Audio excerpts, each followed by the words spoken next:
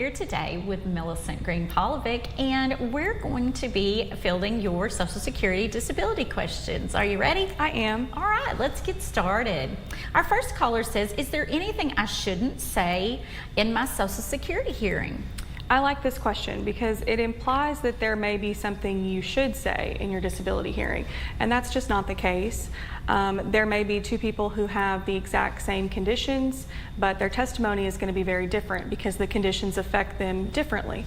There are no magic words that you need to say in your hearing in order to be found disabled, and if you do go into it with the idea of I've got to say this script, it's not going to come off very genuine, and the judge is going to see that.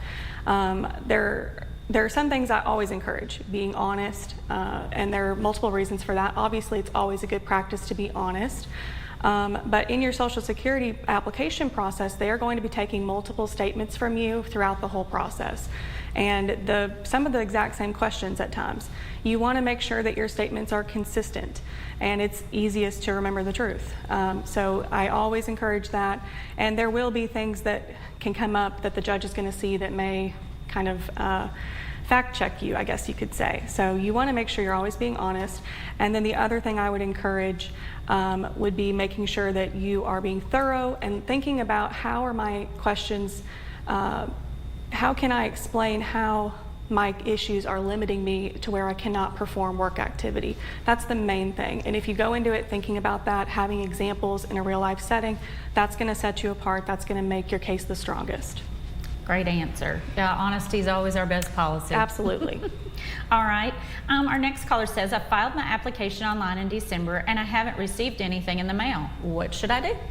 There's probably an issue going on. Your case may have been lost in the system if you haven't received anything in that length of time. It usually does not take 5 to 6 months for your application to be processed at the local office. I have seen this happen a couple of times, and it does mean there's an issue. What you'll need to do is contact your local office, whether that's by telephone or by going into your local office, to kind of figure out what's going on. Now, if you have received some paperwork and it's just been a long time, like if you received something shortly after the application was filed in December and it was from the state of Kentucky or the state of Illinois, wherever you live, and you just haven't received anything since then that's a different thing entirely. Your case may still be pending. There may not be anything wrong with your case, but if you do have a notice from Social Security with a phone number and a person's name at the bottom, that would be your disability examiner. That's who you want to reach out to and contact them and see about a status update on your case if you do have that. Okay. I'm sure that's great information because several people have probably filed and have that, you know, that question as well. Yes. All right, our next caller says, my wife has been a stay-at-home mom raising our children for 13 years, and now she's been diagnosed with cancer. Can she qualify for disability? Well, unfortunately, if she has been a stay-at-home mom for 13 years, then she's not likely to qualify for disability benefits if she's not worked during that time as well. You have to have worked 5 out of the last 10 years in order to be insured for disability benefits. And that doesn't have to be continuous years, but you do have to have worked approximately 5 years out of 10. And if you haven't, you're not going to qualify for disability insurance benefits because you're not going to be insured.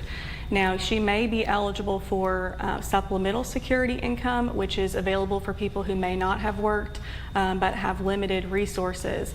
But unfortunately, if you are working, her spouse or anyone in the home is working or has income, that's going to be deemed available to her, so that will factor into that process. So she may not qualify for SSI as well, no matter what her medical conditions may be. Gotcha. Okay. All right. We've got many more questions. Will you stay and let us go to break and come back? Okay. All right. You guys come right back. Paducah, Murray, Union City.